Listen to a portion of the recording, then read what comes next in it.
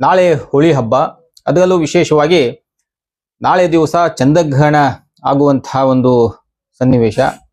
ಆ ನಿಟ್ಟಿನಲ್ಲಿ ಇವತ್ತು ನಮ್ಮ ಜೊತೆ ಈ ನಾಳೆಯ ಗ್ರಹಣದ ಒಂದು ಪ್ರಭಾವ ಮತ್ತು ಪರಿಣಾಮ ಮತ್ತು ಹೋಳಿ ಹಬ್ಬದ ಆಚರಣೆ ಹೇಗೆ ಅನ್ನುವಂತಹ ಒಂದು ವಿಷಯವನ್ನ ಚರ್ಚೆ ಮಾಡಲಿಕ್ಕೆ ನಮ್ಮ ಜೊತೆ ಆಗಮಿಸಿದ್ದಾರೆ ವಿಜಯಪುರದ ಮಧುರಾಮಾರುತಿ ದೇವಸ್ಥಾನದ ಅರ್ಚಕರಾದಂತಹ ಶ್ರೀ ಗೋವಿಂದ್ ಭಟ್ ಜೋಶಿ ಅವರಿಗೆ ಸ್ವಾಗತವನ್ನ ಬಯಸ್ತಾ ಇದ್ದೇನೆ. ಸರ್ ನಮಸ್ತೆ. ನಮಸ್ತೆ. ನಾಳೆ ಗ್ರಹಣ, ಹೌದು, ಈ ಒಂದು ಗ್ರಹಣ ಯಾರ ಮೇಲೆ ಪ್ರಭಾವ ಬೀರುತ್ತೆ ಮತ್ತು ಅದು ಒಳಿತೋ ಕೆಡಕೋ? ಸಾಂಬ ಶಂಭೋ ಮಹಾದೇವೋ ದಯಾಸಾಗರ ಶಂಕರ ಮಚ್ಚಿತ್ತ ಭ್ರಮರಂತ ವಾಸ್ತುಪಾದ ಪಂಕಜಂ. ಓಂ ನಮಃ ಶಿವಾಯ, ಓಂ ನಮಃ ಶಿವಾಯ, ಓಂ ನಮಃ ಶಿವಾಯ. ನಾಳೆ ಮಾರ್ಚ್ 3ನೇ ತಾರೀಕು ಗ್ರಹಣ, ಚಂದ್ರಗ್ರಹಣ ಸಂಭವಿಸ್ತದೆ. ಈ ಚಂದ್ರಗ್ರಹಣ ವಿಶೇಷವಾಗಿ 3 ಗಂಟೆ 18 ನಿಮಿಷಕ್ಕೆ ಸ್ಪರ್ಶ, ಅಂದರೆ ಅಮೇರಿಕಾ, ಆಸ್ಟ್ರೇಲಿಯಾ ಎಲ್ಲ ದೇಶಗಳಲ್ಲಿ ಸ್ಪರ್ಶ ಆಗ್ತದೆ. ಭಾರತಕ್ಕೆ ಸಾಯಂಕಾಲ 6 ಗಂಟೆ 10 ನಿಮಿಷ ಈ ರೀತಿ ಒಂದು ಟೈಮ್ನಲ್ಲಿ ಗೋಚರ ಆಗ್ತದೆ. ಹೀಗಾಗಿ ಒಂದು 20-25 ನಿಮಿಷ ಮಾತ್ರ ಈ ಗ್ರಹಣ ಭಾರತದಲ್ಲಿ ಗೋಚರಣೆ ಆಗ್ತದೆ. ಆ ವಿಷಯದಲ್ಲಿ ಇದು ಕೇತುಗ್ರಸ್ತ ಚಂದ್ರಗ್ರಹಣ ಅಂತ ಹೇಳ್ತಾರೆ. ಇದು ಸಿಂಹರಾಶಿಯಲ್ಲೇ ಇದು ಸಿಂಹರಾಶಿ ಮೇಲೆ ಪರಿಣಾಮ ಬೀರ್ತದೆ. ಸಿಂಹರಾಶಿಯೊಳಗೇನೆ ಗ್ರಹಣ ಪ್ರವೇಶ ಆಗ್ತದೆ. ಇದು ಚಂದ್ರಗ್ರಹಣ, ವಿಶೇಷವಾಗಿ ಚಂದ್ರಶೇಖರ. ಅದಕ್ಕೆ ಸಿಂಹರಾಶಿಯಲ್ಲಿರ್ತಕ್ಕಂಥ ಮಘ ಮತ್ತು ಉತ್ತರ ಮತ್ತು ಪೂರ್ವ ಈ ನಕ್ಷತ್ರಗಳಿಗೆ ಸ್ವಲ್ಪ ಅತಿಯಾದ ತ್ರಾಸ ಅಂತ ಈ ಗ್ರಹಣದ ಮುಖಾಂತರ ಹೇಳ್ತದೆ. ಮತ್ತು ಗ್ರಹಣ ಪ್ರಾರಂಭ ಆಗೋದ ನಿಟ್ಟಿನಲ್ಲಿ ನಾವು ಯಾವಾಗ ಊಟ ಮಾಡಬೇಕು ಅನ್ನೋದೊಂದು ಅದರದ್ದೇ ಆದಂಥ ಒಂದು ಪರಿಕ್ರಮ ಅದು. ಹೇಗೆ ಅಂದರೆ, ಈಗ ಚಂದ್ರ ಉದಯಕ್ಕೆ ವೇದ ಶುರು ಆಗ್ತದೆ. ನಾಳೆ ಚಂದ್ರ ಉದಯಕ್ಕೆ ವೇದ ಪ್ರಾರಂಭ ಆಗ್ತದೆ. ವೇದ ಪ್ರಾರಂಭ ಆದ ತಕ್ಷಣವೇ ಊಟವನ್ನು ಮಾಡಬಾರ್ದು ಅಂತ ಹೇಳ್ತದೆ. ಆದರೆ ಕೆಲವರು ಅಶಕ್ತರಿರ್ತಾರೆ, ಅಬಾಲ್ ವೃದ್ಧರಿರ್ತಾರೆ, ಚಿಕ್ಕ ಮಕ್ಕಳಿರ್ತಾರೆ. ಅವ್ರಿಗೋಸ್ಕರ ಇದು ಸಮಯದ ರಿಯಾಯಿತಿ ಕೂಡ ಗ್ರಹಣದಲ್ಲಿ ಬರೆದಿರ್ತದೆ. 1 ಗಂಟೆವರೆಗೂ ಇವರೆಲ್ಲ ಊಟ ಮಾಡ್ಬೋದು. ಇನ್ನು ಗರ್ಭಿಣಿ ಸ್ತ್ರೀಯರಿಗೆ ವಿಶೇಷವಾಗಿ ಎಚ್ಚರಿಕೆ ವಹಿಸಬೇಕು. ಗರ್ಭಿಣಿ ಸ್ತ್ರೀಯರು ಗರ್ಭ ಧರಿಸಿದಾಗ ಆ ತಿಂಗಳ ಹಂತದಲ್ಲಿ 1 ತಿಂಗಳ 2 ತಿಂಗಳ 3 ತಿಂಗಳ ಇರತಕ್ಕಂಥವರು ಈ ಗ್ರಹಣ ಸ್ಪರ್ಶ ಆಗೋಕ್ಕಿಂತ ಮುಂಚಿತವಾಗಿ ಒಂದು 3 ತಾಸು ಉಪವಾಸವನ್ನು ಕೈಕೊಳ್ಬೇಕು ಅವರು. ಇನ್ನು ಗ್ರಹಣ ಹತ್ತಿರ ಬಂದಾಗ, ಈಗ ಇವತ್ತು 3 ಗಂಟೆ 18 ಸ್ಪರ್ಶ ಆಗ್ತಂದ್ರೆ 9 ತಿಂಗಳ ದಕ್ಕಿಲ್ಲ ಅಂತಂದ್ರೆ ಏನು ಮಾಡ್ಬೇಕು, ಅವ್ರು 1 ಗಂಟೆ ತನಕ ಊಟ ಮಾಡ್ಬೋದು ಅವ್ರು. ಯಾಕೆಂದ್ರೆ 7 ಗಂಟೆವರೆಗೂ ಹಸಿದು ಇರ್ಲಿಕ್ಕೂ ಅಸಾಧ್ಯ ಆಗ್ತದೆ. ಅದಕ್ಕೆ ಈ ರೀತಿ ಗ್ರಹಣದ ವಿಷಯ ಬಂದಾಗ ಗರ್ಭಿಣಿ ಸ್ತ್ರೀಯರು ಪಾಲನೆ ಮಾಡಬೇಕಾಗಿರತಕ್ಕಂಥ ವಿಷಯಗಳು ಬಹಳ. ಯಾಕೆಂದ್ರೆ ಗ್ರಹಣದ ಪ್ರಭಾವದಿಂದ ಮಕ್ಕಳು ಅಂಗವಿಕಲ ಹುಟ್ಟೋದು ಸಹಜವಾಗಿ. ಆ ಗರ್ಭಿಣಿ ಸ್ತ್ರೀ ಆವಾಗ ಈಗಾದ್ರೆ ಏನಾದ್ರು ಆ ಗ್ರಹಣ ಸಮಯದಲ್ಲಿ ಮೈಗೆ ಪರಿಸ್ಕೊಳ್ಳೋದು ಈ ಥರ ಮಾಡಿದ್ರೆ ಆ ಮಗುವಿನ ಮೇಲೂ ಕೂಡ ಆ ಥರದ ಕಲೆ ಆಗೋ ಸಂಭವಗಳು ಬಹಳ ಜಾಸ್ತಿ ಆಗಿದ್ದು ಉದಾಹರಣೆ ಸಾಕಷ್ಟು ಅದ. ಅದಕ್ಕೆ ಗರ್ಭಿಣಿ ಸ್ತ್ರೀ ಸ್ವಲ್ಪ ಎಚ್ಚರವಾಗಿರ್ಬೇಕು. ಮತ್ತೆ 6 ಗಂಟೆಗೆ ಗ್ರಹಣ ನಮ್ಮಲ್ಲಿ 6:48 ಬಿಡ್ತದೆ. 5:15ವರೆಗೂ ಅವರು ಹೊರಗಡೆ ತಿರುಗಾಡಿ ಒಂದು ರೂಮ್ದಲ್ಲಿ ಕೂತ್ಕೊಂಡು ಯಾವುದಾದ್ರು ದೇವತಾ ಪುಸ್ತಕಗಳನ್ನ ಅವ್ರು ಪಠಣ ಮಾಡಬೇಕು. ಅವರು ಒಂದು ಒಳ್ಳೆ ವಿಖ್ಯಾತಿ ಹೊಂದಿರತಕ್ಕಂಥವ್ರದ್ದು. ಈಗ ನಾನು ಉದಾಹರಣೆಗೆ ಸುಮ್ಮನೆ ಹೇಳ್ತೀನಿ, ಸಚಿನ್ ತೆಂಡೂಲ್ಕರ್ ಅಂತವ್ರ ಪುಸ್ತಕ ಹೋದ್ರೆ ಅವ್ರು ಹುಟ್ಟುವಂಥ ಮಗ ಅದೇ ಪ್ರಭಾವಿತನಾಗಿ ಬೆಳೆಯುವ ಚಾನ್ಸಸ್ ಇರ್ತದೆ. ಅಂದ್ರೆ ಪ್ರಭಾವಿ ಇರ್ತಕ್ಕಂಥವ್ರು, ರಾಜ್ಕುಮಾರ್ ಅವ್ರದ್ದು ಇಂಥವ್ರು ಒಳ್ಳೆ ಪ್ರಭಾವಿ ಜನರುಗಳದ್ದು, ಸ್ವಾಮಿ ವಿವೇಕಾನಂದರು ಇಂಥ ಪುಸ್ತಕ ಓದೋದ್ರಿಂದ ಅಥವಾ ಶಿವನಾಮ ಸ್ಮರಣೆ ಮಾಡೋದ್ರಿಂದ ನಿಜ ಹುಟ್ಟುವಂಥ ಮಗನ ಮೇಲೆ ಕೂಡ ಆ ರೀತಿ ಪರಿಣಾಮ ಬೀರ್ತದೆ. ಈಗ ಪ್ರಹ್ಲಾದ್ ಹುಟ್ಟುವಂದ ಕೈಯಾದ ಗ್ರಹ ಸಮಯದಲ್ಲಿ ಮಲ್ಕೊಂಡ್ಬಿಟ್ಲು. ಅವಾಗ ನಾರದ್ರು ಆ ವಿಷ್ಣುವಿನ ನಾಮಸ್ಮರಣೆ ಹೇಳಿದ್ರಿಂದ ಪ್ರಹ್ಲಾದ್ ಅವರು ನಿರಂತರವಾಗಿ ವಿಷ್ಣು ನಾಮಸ್ಮರಣೆ ಮಾಡಿದ್ರು. ಅದೇ ರೀತಿಯಾಗಿ ಗರ್ಭಿಣಿ ಸ್ತ್ರೀಯರು ಆಚರಣೆ ಮಾಡಬೇಕು. ಈ ಒಂದು ಗ್ರಹಣದ ಕಾಲದಲ್ಲಿ ಆ ಒಂದು ವಾತಾವರಣದಲ್ಲಿ ಶಕ್ತಿ ಇರ್ತಾ ಏನು? ಹೌದು ಹೌದು ಹೌದು ನಿಶ್ಚಯವಾಗಿ ಎನ್ವೈರನ್ಮೆಂಟ್ ಅಂತ ಏನದ ಇದೆಲ್ಲ ಬದಲಾವಣೆ ಆಗಿರ್ತದೆ. ತನ್ನದೇ ಆದಂತ ಕ್ಷಿತಿಜಗಳನ್ನ ಗ್ರಹಣ ಬೀರಿರ್ತದೆ. ಈ ಎಲ್ಲ ಇದರ ಮೇಲೆ ಮನುಷ್ಯನ ಮೇಲೂ ರಾಶಿಗಳ ಮೇಲೂ ಅದು ಪ್ರಭಾವ ಬೀಳುತ್ತದೆ ತಂದೆ ಆದಂತು. ಇನ್ನೊಂದು ವಿಶೇಷವಾಗಿ ಹೇಳ್ಬೇಕಂದ್ರೆ, ನಿಮ್ಗೆ ಈ ರಾಶಿಗೆ ಕೆಟ್ಟದ ಇವರೇ ಮಾಡ್ಬೇಕು ಅಂತ ಹಂಗೇನಿಲ್ಲ. ಈಗ 1 ಲೀಟರ್ ಹಾಲಿನಲ್ಲಿ ಒಂದು ಸ್ವಲ್ಪ ಮೊಸರು ಹಾಕಿದ್ರೆ ಎಲ್ಲಾನು ಮೊಸರು ಆಗ್ಬಿಡ್ತದೆ.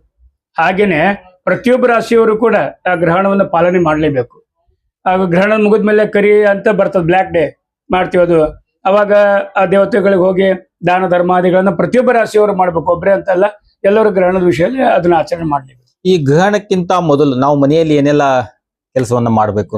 ಗ್ರಹಣಕ್ಕಿಂತ ಮುಂಚಿತವಾಗಿ ಇವತ್ತು ಗ್ರಹಣ ಅದ ಅಂದ್ರೆ ನಾವು ಮನೆಯನ್ನು ಶುಚಿರ್ಭೂತವಾಗಿ ಗ್ರಹಣ ಸಮಯದಲ್ಲಿ ಯಾವಾಗ ಉಪವಾಸ ಪ್ರಾರಂಭ ಮಾಡಬೇಕು, ಯಾವ ರೀತಿ ಗ್ರಹಣದ ಪಾಲನೆ ಮಾಡಬೇಕು ಅಂದ್ರೆ ಗ್ರಹಣ ಸ್ಪರ್ಶ ಆದ ತಕ್ಷಣ ಎಲ್ಲರೂ ಸ್ನಾನಾದಿಗಳನ್ನ ಮಾಡ್ತಾರೆ, ಮನೇಲಿ ದೇವತಾ ಪೂಜೆ ಮಾಡ್ಕೊಂಡು. ನಾಳೆ ಗ್ರಹಣ ಸ್ಪರ್ಶ ಎಷ್ಟು ಗಂಟೆಗಿದೆ? ಸ್ಪರ್ಶ 3 ಗಂಟೆ 18 ನಿಮಿಷಕ್ಕೆ ಅಂದ್ರೆ ಬೇರೆ ದೇಶಗಳಿದೆ, ಅಮೆರಿಕ, ಆಸ್ಟ್ರೇಲಿಯಾ ಇಂಥ ದೇಶಗಳಲ್ಲಿದೆ. ಭಾರತಕ್ಕೆ 6 ಗಂಟೆ ನಂತರನೇ ಸ್ಪರ್ಶ ಗೋಚರ ಆಗೋದು. ಚಂದ್ರೋದಯ ಆಗೋದೇ ನಮ್ಮಲ್ಲಿ 6 ಗಂಟೆ 17 ನಿಮಿಷಕ್ಕೆ ಅದು ಆಗೋದ್ರಿಂದ ಸಹಜವಾಗಿ 6 ಗಂಟೆ 17 ನಿಮಿಷದ ನಂತರನೇ ನಮ್ಮಲ್ಲಿ ಗ್ರಹಣ ಗೋಚರ ಆಗ್ತದೆ. ಅವಾಗ ಸ್ವಲ್ಪ ಸಮಯದ ನಾವು ಸ್ನಾನ ಮಾಡಿ ಬರೋದಕ್ಕೇನೆ ಗ್ರಹಣ ಬಿಟ್ಟು ಹೋಗ್ಬಿಡ್ತದೆ. ಅದಕ್ಕೆ ಯಾವುದೋ ವಿಷಯ ಪಾಲನೆ ಮಾಡೋದು ಆಗೋದಿಲ್ಲ. ಈಗ ಉಳಿದ ಗ್ರಹಣಗಳೇನಾಗ್ತದೆ, 2-3 ತಾಸು ಅವಧಿ ಇರ್ತದೆ, ನಾವು ಸ್ನಾನ ಮಾಡಿ ಬಂದು ಜಪ ತಪಗಳನ್ನ ಸಿದ್ಧಿ ಮಾಡ್ಕೊಳ್ಳೋದು ಅವಾಗೆಲ್ಲ ಮಾಡ್ಬೋದಾಗಿತ್ತು. ಆದ್ರೆ ಈ ವಿಷಯದ ಗ್ರಹಣ ಇಲ್ಲ. ಮತ್ತೆ ಇನ್ನೊಂದು ಹೋಳಿ ಹುಣ್ಣಿ ಒಂದು, ಹೋಳಿ ಹುಣ್ಣಿ ಒಂದು ಸಾಮರಸ್ಯ ಅಗದಿ ಬಾಂಧವ್ಯವನ್ನು ನಿರ್ಮಿಸ್ತಕ್ಕಂಥ ಪವಿತ್ರವಾದಂತ ಹಬ್ಬಿದು ಹೋಳಿ ಹುಣ್ಣಿ. ಮೊದಲು ಹೋಳಿ ಹುಣ್ಣಿ ಶುಭಾಶಯಗಳು ಕೂಡ ತಮ್ಗೆಲ್ಲರೂ ನಾನು ತಿಳಿಸ್ತೀನಿ. ಈ ಹೋಳಿ ಹುಣ್ಣಿ ಕೂಡ ಆಚರಣೆ ಮಾಡಬೇಕಾಗ್ಯದ. ಇದೊಂದ್ಸರ ಸಂದಿಗ್ಧ ಪರಿಸ್ಥಿತಿ ಇದ್ದಾಗ, ಯಾಕೆ ಹೋಳಿ ಹುಣ್ಣಿ ದಿವಸ ಪೂರ್ಣ ಚಂದ್ರ ನೋಡಿ ಆನಂದಮಯವಾಗಿ ಕಳೆಯತಕ್ಕಂಥ ದಿವಸಗಳಿರ್ತಾವ. ಈಗೇನಾಗ್ಬಿಡ್ತದ, ಈ ಗ್ರಹಣ ಬಂದ ತಕ್ಷಣ ಯಾವ ರೀತಿ ಈ ಹೋಳಿ ಆಚರಣೆ ಮಾಡಬೇಕು. ಯಾಕೆ ಎಲ್ಲರ ಮನೆಯಲ್ಲಿ ಕಾಮದಹನವನ್ನು ಮಾಡ್ತೀವಿ ನಾವು. ಮನೆಯಲ್ಲಿ ಮಧ್ಯಾಹ್ನ ಕೆಲವೊಬ್ರು ಮನೆ ಮುಂದೆ ಕಾಮಣ ಸುಡೋದು, ಆಮೇಲೆ ಓಣಿ ಒಳಗೆ ಎಲ್ಲ ಕಡೆ ಎಲ್ಲ ಹುಡುಗರು ಹಿರಿಯರು ಎಲ್ಲರೂ ಸೇರ್ಕೊಂಡು ಕಾಮದಹನ ಮಾಡುವಂತಹದ್ದು ಮೊದಲಿಂದ ಬಂದಿರತಕ್ಕಂಥ ಧರ್ಮ ಇದು. ಇದನ್ನ ತಪ್ಪಿಸ್ಲಿಕ್ಕೆ ಬರಲ್ಲ. ಇನ್ನು ಯಾವಾಗ ಮಾಡ್ಬೇಕು ಅನ್ನೋದು ಈಗ ಸಮಸ್ಯೆ ಆಗ್ಲಿಕ್ಕತ್ತದ. ಯಾಕೆ ಗ್ರಹಣ ಇರೋದ್ರಿಂದ ಯಾವಾಗ ಮಾಡ್ಬೇಕು? ಕೆಲವು ಪಂಚಾಂಗದವರು 2ನೇ ತಾರೀಕಿಗೆ ಪೌರ್ಣಿಮೆ ಬರ್ತದ, ಅವತ್ತೇ ಮಾಡೋದು ಬರ್ತಾರೆ. ಆದ್ರೆ ಅವತ್ತು ಬರೀ ಪೌರ್ಣಿಮಾ ಸಿಗ್ತದೆ. ಆದ್ರೆ ಕಾಮದಹನ ಪೂರ್ವ ನಕ್ಷತ್ರದಲ್ಲಿ ಮಾಡಬೇಕು ಅಂತ ಬರ್ತದೆ. ಪೂರ್ವ ನಕ್ಷತ್ರ ಸಿಗುದಿಲ್ಲ. ಪೂರ್ವ ನಕ್ಷತ್ರ ನಮಗೆ ಸಿಗುದು ಯಾವಾಗ? 3 ತಾರೀಕಿಗೆ ಸಿಗ್ತದೆ. ಆದ್ರೆ ಅವತ್ತು ಹುಣ್ಣಿಮೆ ಸಮಾಪ್ತಿ ಆಗೋ ಸಂಭವ. ಅದಕ್ಕೆ ಏನು ವಿಶೇಷವಾಗಿ ಏನ್ ಮಾಡೋಕ್ಕಿಂತ ಗ್ರಹಣ ಟೈಮ್ದಲ್ಲಿ ಮಾಡೋಕ್ಕಿಂತ ಗ್ರಹಣ ಆದ್ಮೇಲೆ ಈ ಕಾಮದಹನ ಮಾಡೋದು ಬಹಳ ಸೂಕ್ತ ಅಂತ ಕೆಲವರು ಅಭಿಪ್ರಾಯ ಪಟ್ಟಿದ ಪ್ರಕಾರ ನನಗೂ ಸೂಕ್ತ ಅನ್ಸದು. ಅದು ಗ್ರಹಣ ಬಿಟ್ಟ ಮೇಲೆ ಕಾಮದಹನವನ್ನ ಎಲ್ಲರೂ ಮಾಡೋದ್ರಿಂದ ಉಡಿ ತುಂಬುದು, ಪರಡಿ ತುಂಬುದು ಅದ. ಈ ಗ್ರಹಣದಾಗ ಎಲ್ಲರೂ ಮನೆಯಲ್ಲಿ ಕುಲಧರ್ಮ ಅಂತ ಆಚರಣೆ ಮಾಡ್ತಾರೆ. ಈ ಪರಡಿ ತುಂಬೋರು ಇವತ್ತು ಮಾಡಿದ್ರೆ ತಪ್ಪಿಲ್ಲ, ಯಾಕಂದ್ರೆ ಅವರು ಪೌರ್ಣಿಮೆನ ಆಚರಣೆ ಮಾಡ್ತಾರೆ. ಅವ್ರಿಗೆ ಕಾಮದಹನದ ಸಂಬಂಧ ಇರುವುದಿಲ್ಲ. ಅವ್ರು ಇವತ್ತ ಪೌರ್ಣಿಮಾ ಪರಡಿ ತುಂಬೋದು ಇದು ಎಲ್ಲ ಮಾಡ್ಲಿ. ನಾಳೆ ವೇದ ಹಿಡ್ದಿರ್ತದೆ, ಸೂರ್ಯೋದಯಕ್ಕ ವೇದ ಹಿಡ್ದಾಗ ಇವು ಯಾವ ಮಾಡಬಾರಂತ ಬರ್ದಿಲ್ಲ. ಶ್ರಾದ್ದಗಳನ್ನ ಮಾಡ್ಲಿಕ್ಕೂ ಬರ್ದಿರ್ತಾನೆ. ಶ್ರಾದ್ದ ಸಹಿತ ಮಾಡ್ಬೋದು ನಾವು ವೇದ ಹಿಡ್ದಾಗ. ಆ ದಿಟ್ಟಿನಲ್ಲಿ ನೋಡಿದ್ರೆ ನಾಳೆ ವೇದ ಹಿಡ್ದಾಗ ಕೂಡ ನಾವು ಪರಡಿ ತುಂಬೋದಾಗ್ಲಿ, ದೇವತಾ ಅರ್ಚನೆ ಮಾಡೋದು, ನಮ್ಮ ನಿತ್ಯ ಇನ್ನಿಕ ಕರ್ಮಗಳೆಲ್ಲಾನು ಮಾಡ್ಕೋಬಹುದು. ಯಾವುದಕ್ಕೇನು ತೊಂದರೆ ಇಲ್ಲ. ದೇವತೆಗಳಿಗೆ ನೈವೇದ್ಯವನ್ನು ತೋರಿಸ್ಬೋದು, ದೇವತೆಗಳನ್ನ ಆಚರಣೆ ಮಾಡೋದಿಲ್ಲ. ಮನುಷ್ಯರು ನಾವು ಉಪವಾಸ ಇರಬೇಕು. ಮನುಷ್ಯರಿಗೆ ವೃತ್ತಾದಿಗಳನ್ನು ಹೇಳಿದೆ, ದೇವತೆಗಳಿಗೆ ಹೇಳಿಲ್ಲ. ಅದಕ್ಕೆ ಸಂಬಂಧಪಟ್ಟಂತ ವಿಧಿವಿಧಾನಗಳು ಪರಡಿ ತುಂಬೋರು ನಾಳೆನೂ ಮಾಡ್ಬೋದು. ಏನ್ ತಪ್ಪಿಲ್ಲ. ಈ ಒಂದು ಗ್ರಹಣದ ಸಂದರ್ಭದಲ್ಲಿ ಗರ್ಭಿಣಿ ಮಹಿಳೆಯರು ಆದಷ್ಟು ಬೇಗ ಏನೋ 11 ಗಂಟೆ ತನ ಊಟ ಮಾಡಬೇಕು ಅಂತ ಇದೆ. ಆದ್ರೆ ಸಾಮಾನ್ಯ ಜನರು 1 ಗಂಟೆ ತನ ಊಟ ಮಾಡಿ. ಯಾಕೆ ಈ ಗರ್ಭಿಣಿ ಮಹಿಳೆಗೆ ಮತ್ತು ಸಾಮಾನ್ಯ ಜನರಿಗೆ ಏನು ವ್ಯತ್ಯಾಸ? ಯಾಕೆ? ಈಗ ಅದು ಆಯುರ್ವೇದಿಕ್ ಪ್ರಕಾರ ಅದು ನೋಡ್ಲಿಕ್ಕೆ ಹೋಗ್ತೀವಿ ಅಂದ್ರೆ ನಾವು ಈ ಪಚನ ಶಕ್ತಿ ಕ್ರಿಯೆ ಏನದಲ್ಲ, ಇದು 3 ತಾಸು. ಈ 3 ತಾಸು ಅಂದ್ರೆ ನಮಗೀಗ ವಯಸ್ಸಾದ್ಮೇಲೆ ಹಸಿವು ಈ ಸಹಜವಾಗಿ ನಮ್ಗೆ ನಿಶಕ್ತಿ ಬರ್ತಿರ್ತದೆ ವಯಸ್ಸಾದವ್ರಿಗೆ. ಅದಕ್ಕೆ ಅವ್ರೇನ್ ಮಾಡ್ಬೇಕು ಅಂದ್ರೆ ಗ್ರಹಣಕ್ಕಿಂತ ಮುಂಚಿತ 3 ತಾಸು ಮೊದಲು ನಾವು ಊಟ ಮಾಡಿಬಿಟ್ಟಿವಿ ಅಂದ್ರೆ ಸಹಜವಾಗಿ ಗ್ರಹಣ ನೋಡಿದಾಗ ನಾವು ಉಪವಾಸ ಇರ್ಬೋದು. ಯಾಕೆ ಉಪವಾಸ ಇದ್ದಾಗೇನೆ ಆ ಗ್ರಹಣದ ಕ್ಷಿತಿಜಗಳು ನಮ್ಮ ಮೇಲೆ ಪರಿಣಾಮ ಬೀರೋದಿಲ್ಲ. ಇಲ್ಲಾಂದ್ರೆ ಹೊಟ್ಟೆ ತುಂಬಿತ್ತು ಅಂದ್ರೆ ಗ್ರಹಣದ ಕ್ಷಿತಿಗಳು ನಮ್ಮ ಮೇಲೆ ಪರಿಣಾಮ ಬೀರೋ ಚಾನ್ಸಸ್, ಅನಾರೋಗ್ಯ ಆಗ್ತದ, ನಮ್ಗೆ ಉಲ್ಟಿ ಆಗೋದು, ಇವೆಲ್ಲ ಸಂದರ್ಭಗಳು ಬರ್ತಾವ ಅಂತ ತಿಳಿದು ಆ ಗ್ರಹಣ ಪಾಲನೆ ಒಳಗ ಉಪವಾಸಾದಿಗಳ ಕರ್ಮಗಳು ಬಹಳ ಅವಶ್ಯಕತೆ. ಅದನ್ನ ಗ್ರಹಣದ ಸಂದರ್ಭದಲ್ಲಿ ನಾವು ಉಪವಾಸನೇ ಇರಬೇಕು. ಹೌದು, ಅದ್ರಾಗ ಏನು ಇದಿಲ್ಲ. ಆ ಗ್ರಹಣ ಹಿಡಿದಾಗ ನೀರು ಕುಡಿಯೋದಾಗ್ಲಿ, ಮಲಮೂತ್ರ ವಿಸರ್ಜನೆ ಮಾಡೋದಾಗ್ಲಿ, ಊಟ ಮಾಡೋದಾಗ್ಲಿ ಅದನ್ನು ಮಾಡ್ಲೇಬಾರ್ದು. ಗ್ರಹಣ ಮುಗಿದ ಮೇಲೆ ನಾವು ಮನೆಯಲ್ಲಿ ಏನೇನ್ ಮಾಡ್ಬೇಕು? ಗ್ರಹಣ ಮುಗಿದ ಮೇಲೆ ಶುದ್ಧ ಸ್ನಾನ ಮಾಡ್ಬೇಕು, ದೇವತಾ ಅರ್ಚನೆ ಮಾಡ್ಬೇಕು. ಆಮೇಲೆ ಅದಕ್ಕೆ ಸಂಬಂಧಪಟ್ಟಂತ ಈಗ ಚಂದ್ರಗ್ರಹಣದ ಉದ್ದು, ಅಕ್ಕಿ ಮತ್ತು ಚಂದ್ರಬಿಂಬವನ್ನ ದೇವಸ್ಥಾನಕ್ಕೆ ಹೋಗಿ ದಾನ ಮಾಡೋದು, ಇವುಗಳನ್ನ ಅದ್ರ ಪರಿಹಾರಕ್ಕೋಸ್ಕರ ಮಾಡ್ಬೇಕು. ಇನ್ನು ವಿಶೇಷವಾಗಿ ಗ್ರಹಣ ಯಾರ ಮೇಲೆ ಪರಿಣಾಮ ಅದ ಅವರು ಮರುದಿವ್ಸ ಅವತ್ತಿನ ಮರುದಿವ್ಸನದ ಕೇತು ಮತ್ತು ಚಂದ್ರನ ಹವನವನ್ನು ಕೂಡ ಮಾಡ್ಕೋಬಹುದು. ಅದು ತೀರಾ ಅಗ್ರಿ ಸರ್ವೋತ್ಕೃಷ್ಟ. ಇನ್ನು ಯಾವ್ದಾ ದೇವಸ್ಥಾನದೊಳಗೆ ಮಾಡಿದ್ರೆ ಅಲ್ಲಿ ಅವರು ಭಾಗಿಯಾಗಿ ಅಲ್ಲಿನೂ ಮಾಡ್ಕೋಬಹುದು. ಇನ್ನೊಂದು ಈ ಒಂದು ಹೋಳಿ ಹಬ್ಬ ನಾಳೆ ಮತ್ತು ನಾಡದ್ದು 2 ದಿವಸ ಹೋಳಿ ಹಬ್ಬ. ಈ ಒಂದು ಹೋಳಿ ಹಬ್ಬದ ಆಚರಣೆ ಈ ಒಂದು ಸಮಾಜದಲ್ಲಿ ಹೇಗೆ ಬಂತು? ಇದಕ್ಕೆ ಪೌರಾಣಿಕ ಹಿನ್ನೆಲೆನೇ ನೋಡ್ಬೇಕು. ಪೌರಾಣಿಕ ಹಿನ್ನೆಲೆ 2 ತರ ಕಥೆಗಳು ಬರ್ತಾವ. ಒಂದು ಈ ಪ್ರಹ್ಲಾದ ಚರಿತ್ರೆ ಭಾಗವತದೊಳಗೆ ಬರ್ತದೆ.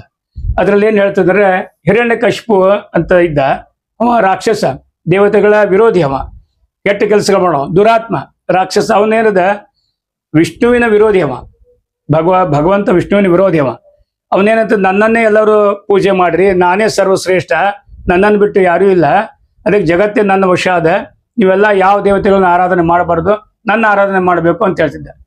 ಅವರ ಉದರದಿಂದ ಹುಟ್ಟಿದಂಥ ಮಗು ಪ್ರಹ್ಲಾದರಾಜರು ಈ ಮಾತನ್ನು ಒಪ್ಪಲಿಲ್ಲ. ಅವರು ವಿಷ್ಣುನೇ ಸರ್ವಶಕ್ತ, ನಾನು ಅವ್ರನ್ನೇ ಧ್ಯಾನ ಮಾಡ್ತೀನಿ ಅಂತ ನಿರಂತರವಾಗಿ ಅವರು ವಿಷ್ಣು ನಾಮಸ್ಮರಣೆ ಮಾಡ್ತಾ ಇರ್ತಿದ್ರು.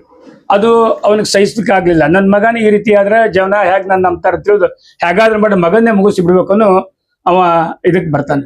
ಅವಾಗ ತನ್ನ ತಂಗಿ ಹೆಸರು ಹೋಳಿಕಾಲ್, ಹಿರಣ್ಯಕಶಿಪನ ತಂಗಿ ಹೆಸರು ಹೋಳಿಕಾಲ್. ಅಕ್ಕಿನ ಕರೆದು ಹೇಳ್ತಾನೆ, ಇವನೊಂದು ಅಗ್ನಿ ಕುಂಡದೊಳಗೆ ಹಾಕಿ ದಹಿಸಿ ಬಿಡು, ಯಾಕಂದ್ರೆ ಸಾಕಷ್ಟು ಪ್ರಯತ್ನ ಮಾಡಿರ್ತಾನ ಮಗುವಿನ ಸಂಹಾರ ಮಾಡಬೇಕು ಅಂತ ಹೇಳಿ. ಆದ್ರೆ ವಿಷ್ಣುವಿನ ಭಕ್ತನಾಗಿರೋದ್ರಿಂದ ಜಗದ್ವ್ಯಾಪಿ ವಿಷ್ಣು ಅವ್ರನ್ನ ಕಾಯ್ಕೋತ ಇರ್ತಾನೆ, ಶ್ರೀಹರಿ ಅವ್ರನ್ನ ಕಾಯ್ತಿರ್ತಾನೆ ಯಾವಾಗ್ಲೂ. ಅದಕ್ಕೆ ಹೋಳಿಕಾಗ ಒಪ್ಪಿಸ್ಬಿಡ್ತಾನೆ. ಆಕಿ ಏನ ಅಣ್ಣಗ ವಚನ ಕೊಡ್ತಾಳೆ, ನಾ ಇವನ್ನ ಮುಗಿಸ್ಬೇಡ, ಅಗ್ನಿ ಒಳಗೆ ಕುಂಡದೊಳಗೆ ಹಾಕಿ ಬರ್ತೀನಿ. ಪ್ರಹ್ಲಾದನ ಮಗು ಅದು. ಪ್ರಹ್ಲಾದನ್ ತಗೊಂಡು ಹೋಗಿ ಸುಡ್ತಾ ಇರ್ತಕ್ಕಂಥ ಅಗ್ನಿಯೊಳಗೆ ಹೋಗಿ ಆಕಿ ಹಾರ್ಕೊಂಡ್ಬಿಡ್ತಾಳೆ. ಅವಾಗ ಸರ್ವಂತರ್ಯಾಮಿ ಶ್ರೀ ಮಹಾವಿಷ್ಣು ಶ್ರೀಹರಿ ಅನ್ನೋದ ಆ ಪ್ರಹ್ಲಾದರನ್ನ ರಕ್ಷಣೆ ಮಾಡ್ತಾನ. ಆ ಹೋಳಿಕಾನ ಅಲ್ಲೇ ಬಿಟ್ಬಿಡ್ತಾನೆ. ಅದಕ್ಕೆ ಅವಾಗ ಆ ಹೋಳಿಕಾ ಅಲ್ಲಿ ಸುಟ್ಟಿರೋದ್ರಿಂದ, ಅಲ್ಲಿ ಭಸ್ಮ ಆಗಿರೋದ್ರಿಂದ ಅಲ್ಲಿ ಅವತ್ತಿನ ದಿವಸದ ಹೋಳಿಕಾ ಆಚರಣೆ ಅಂತ ಬರ್ತದೆ. ಅವಾಗೆಲ್ಲ ಈ ಪ್ರಹ್ಲಾದನ ಮಿತ್ರರು ಕೂಡ ಗುಲಾಲ ಆಡಿದ್ರು. ಎಲ್ಲಾರ ಹೋಳಿಕಾ ಇದು ಆ ಸಂಹಾರ ಆಯ್ತು ಅಂದ ತಕ್ಷಣ, ರಾಕ್ಷಸ ಸಂಹಾರ ಆಯ್ತಲ್ಲ, ದುಷ್ಟತನ ಹೋಯ್ತು ಅಂತ ಹೇಳಿ ಗುಲಾಲ ಆಡೋದಂತ ಇವತ್ತಿನವರೆಗೂ ಬಣ್ಣ ಆಡೋದು ಅದು ಪ್ರತೀಕ ಬಂತು. ಅದು ಇನ್ನೊಂದು ಕಥೆ ಏನ್ ಬರ್ತದ, ಈ ತಾರಕಾಸುರ ಅಂತ ಒಬ್ಬ ರಾಕ್ಷಸ, ಅವ ಎಲ್ಲರಿಗೂ ಅತಿ ತ್ರಾಸ ಮಾಡೋದು. ಅವನು ಈ ಹಿರಣ್ಯಕಶಿಪನಿಗೆ ಸಾಕಷ್ಟು ತೊಂದರೆ ಮಾಡೋದು, ಎಲ್ಲಾ ದೇವತೆಗಳ ಮೇಲೆ ಅಟ್ಯಾಕ್ ಮಾಡೋದು. ಈ ರೀತಿ ಮಾಡಿದಾಗ ಶಿವನ ಅವನಿಗೊಂದು ವರ ಇರ್ತದೆ, ಶಿವನಿಂದ ಹುಟ್ಟಿರ್ತಕ್ಕಂಥ ಮಗನಿಂದ ನನಗೆ ಮರಣ ಆಗ್ಬೇಕು ಅಂತ.